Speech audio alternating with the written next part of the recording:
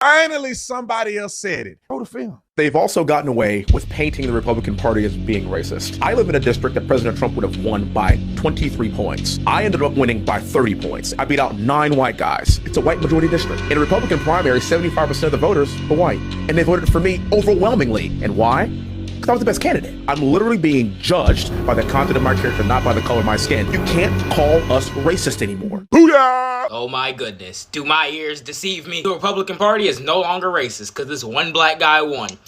Man, I've been waiting on this day. From the Southern strategy to the drug war to constantly cutting welfare programs that disproportionately help minority communities, I guess we clutched up in the fourth quarter and we can all vote Republican now.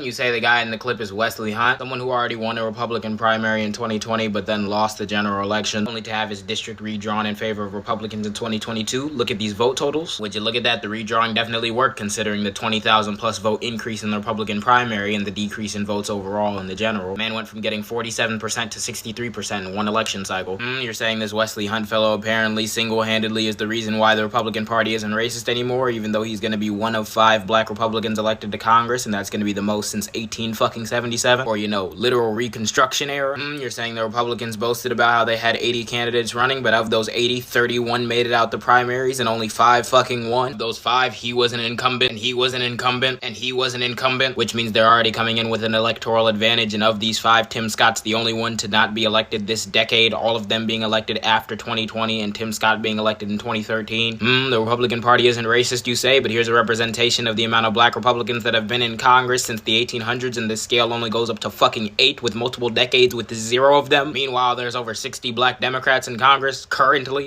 The Republican Party is not racist, you say, but they continuously push voter ID laws. Those laws being proven to have a negative impact on minority groups even after controlling for things like age, gender, having been born outside the United States, education, income, and home ownership. The Republican Party isn't racist, you say, but in the state of Texas, the very state that Wesley Hunt was elected in, we see strict voter ID laws disproportionately affecting minority communities. Those laws being championed by Republicans. The Republican Party isn't racist, you say, but that Donald Trump guy that was mentioned, who was yet again the front runner for the Republican nomination for president, had voters in 2016 who were disproportionately likely to hold dehumanizing views about black people. Let me say that again. The positive relationship between holding dehumanizing attitudes towards black people and the probability of voting for Donald Trump was statistically significant. The Republican Party isn't racist, you say, but Ron DeSantis, the other front runner for the Republican nomination, has done shit like pushing bans for diversity programs in state colleges, hasn't denounced neo-Nazis that have endorsed him. Fuck, just a couple of days ago, neo-Nazis were outside of Disney World with DeSantis signs and swastika flags. Oh no.